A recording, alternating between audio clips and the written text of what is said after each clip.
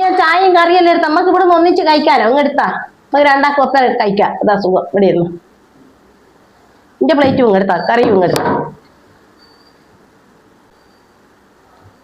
എല്ലാം എനിക്കും കൂടി ഇവിടെ ഇരുന്നോ. ഞാൻ കഴിച്ചതാ. അതെല്ലാം സുഖം ഒന്നിച്ചിരിക്കും. ഞാൻ എല്ലാം നിങ്ങൾ കഴിക്കി, ഞാൻ ഇവിടെ ഇരിക്കാലോ. അങ്ങനെ എന്നാ പിന്നെ അങ്ങനെയായിട്ട് എനിക്കിപ്പം വേണ്ടേ? വേണ്ട, ഞാൻ ഇപ്പൊ കഴിച്ചിട്ട് നിങ്ങൾ ഒന്നിച്ച് ഭക്ഷണം കഴിക്കുന്നയോ ഒന്നിച്ചല്ല. അത് ഇനി ഒന്നിച്ചായിരിക്കണം, ഒറ്റക്കൊറ്റക്കല്ല. നമ്മൾ വന്ന ഒരു രസകരമായ ജീവിതമായിരിക്കണം മോളെ. അതാ നമ്മളെപ്പോലത്തെ അമ്മമാർ ആഗ്രഹിക്കുന്നത്, ഒരു രസകരമായ ജീവിതം. നിങ്ങൾക്ക് വരുമ്പം കാണുന്നില്ലേ വിളക്കും കൊണ്ട് ഇങ്ങനെ കൈ തന്നിട്ടല്ലേ കായിരുന്നത്. ഒരു ഫാമിലി അതുവരെ സ്നേഹിച്ചും കളിച്ചും ചിരിച്ചും നിറവിളക്കോട് കൂടി കത്തുന്ന ഒരു വീടായിരിക്കും നിങ്ങൾ ഈ കയറി വരുന്ന വീട്. അത് നിലനിർത്തണം നിങ്ങളും കൂടി വന്നിട്ട്. ആ വിളക്ക് അതിനകത്ത് ഇരുന്ന് വെറുതെ അല്ല, ഓരോ വിളക്കിനല്ല ഓരോ ഐതിഹ്യങ്ങളുണ്ട്. ഈ സന്ധ്യക്ക് വെക്കുന്ന വിളക്ക് എന്തിനാണെന്നറിയാം എനിക്ക്? അത് നമ്മളെ പ്രകൃതിയിൽ നിന്ന് പല വിഷാംശവും വരുന്നത് നീക്കം ചെയ്യാനാണ്. എല്ലാ വീട്ടിലും ഒന്നിച്ച് സന്ധ്യാനേരത്തിൽ തിരി കത്തിക്കുന്നില്ലേ, അതിനാണ്.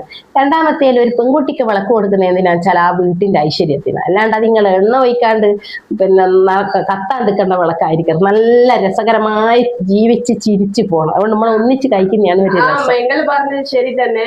ഞാൻ ഉണ്ടാക്കി എങ്ങനെയുണ്ട് നോക്കൂ കഴിച്ചിട്ട്? ഓ സൂപ്പറാ, നല്ല ടേസ്റ്റാ. കുഴപ്പമില്ല മോളെ. നമ്മൾ രണ്ടാളും രണ്ട് വീട്ടിൽ നിന്ന് വരുന്നല്ലേ, പലതരമായിരിക്കും ടേസ്റ്റ്. പക്ഷെ അത് നമ്മൾ പിന്നെ ഒരുപോലെയായി വരും. ആദ്യം ഒരുപോലെയൊന്നും ആവൂല. പല തെറ്റുകളും കുറ്റങ്ങളും ഉണ്ടാവും രണ്ട് വീട്ടിൽ നിന്ന് വരുമ്പോ. അല്ല കുറച്ച് കഴിയുമ്പോൾ അങ്ങ് മാറിക്കോളൂ. കുഴപ്പമില്ല, നല്ല ടേസ്റ്റ് ഉണ്ട് കേട്ടാ. എന്നാ ശരി.